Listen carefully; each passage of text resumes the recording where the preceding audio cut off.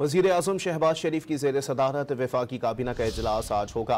वफाकी काबीना का इजलास आज दोपहर 2:30 बजे वज़ीर आज़म हाउस में होगा। इजलास की सदारत वज़ीर आज़म शहबाज शरीफ करेंगे। इजलास में मुल्की सियासी और इक़्तिसादी सूरत हाल का जायज़ा लिया जाएगा।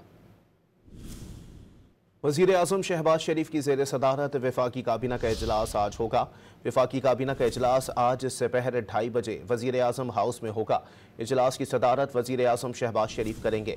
इजलास में मुल्की सियासी और इक़्तिसादी सूरत हाल का जायज़ा लिया जाएगा। वज़ीर आज़म शहबाज शरीफ की ज़ेर सदारत वफाकी काबीना का इजलास आज होगा। वफाकी काबीना का इजलास आज दोपहर 2:30 बजे वज़ीर आज़म हाउस में होगा। इजलास की सदारत वज़ीर आज़म शहबाज शरीफ करेंगे। इजलास में मुल्की सियासी और इक़्तिसादी सूरत हाल का जायज़ा लिया जाएगा।